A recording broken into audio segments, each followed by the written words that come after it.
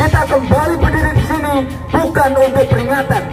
Hari ini kita berdiri di sini untuk kembali menegaskan satu sikap yang sama, untuk menegaskan satu tuntutan yang sama, bahwa ada hak buruh yang dinistakan. Hari Buruh atau May Day diperingati setiap tahunnya pada tanggal 1 Mei. Awalnya, perayaan tersebut dirayakan oleh orang Yunani dan Romawi kuno sebagai ritual praktik pertanian.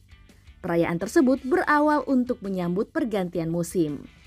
Nah, bagaimana sejarahnya hingga 1 Mei sekarang diperingati sebagai Hari Buruh Sedunia?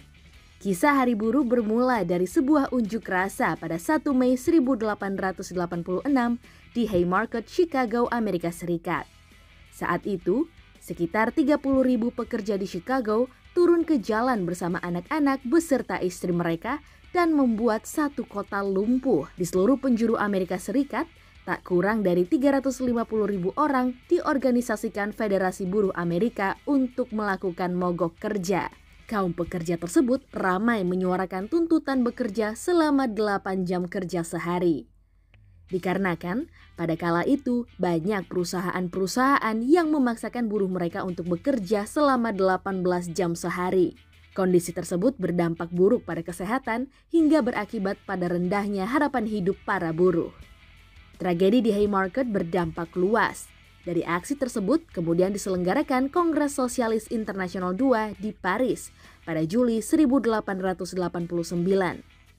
Kongres tersebut menetapkan 1 Mei sebagai hari libur para buruh.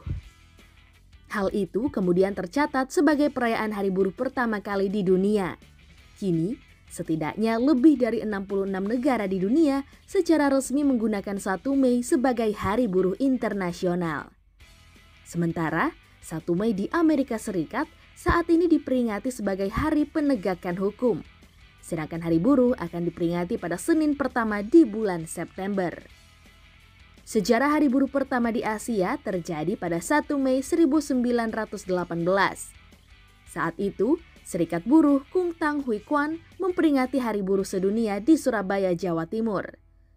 Saat itu hadir pula Snively dan Bars dari Persatuan Sosial Demokrat Hindia Belanda atau ISDV. Dan menulis artikel berjudul Onze Eerste 1 Mei Viering atau Perayaan 1 Mei Pertama Kita. Setelah kemerdekaan Republik Indonesia, di bawah Kabinet Syahrir pada Mei 1946, peringatan Hari Buruh bahkan dianjurkan oleh Menteri Sosial Maria Ulfa. Mensos juga meminta agar perusahaan tetap membayar gaji pada para buruh yang memperingati 1 Mei. Peringatan Hari Buruh terus berlanjut hingga 1 Mei 1950. Saat itu para buruh mengajukan tuntutan tunjangan hari raya atau THR. Perjuangan buruh akhirnya membuahkan hasil. Pada tahun 1954, pemerintah melahirkan peraturan mengenai persekot hari raya, Surat Edaran nomor 3676 tahun 1954 mengenai hadiah lebaran, dan Peraturan Menteri nomor 1 tahun 1961 yang menetapkan THR sebagai hak buruh. Sejak saat itu, THR bisa dinikmati oleh buruh hingga saat ini.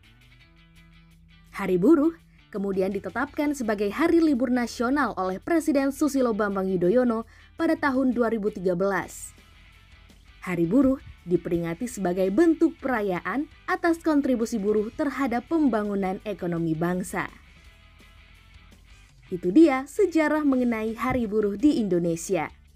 Saya Brenda Iskarina, Ronald Petrus melaporkan. Holopis Channel bersama untuk Indonesia.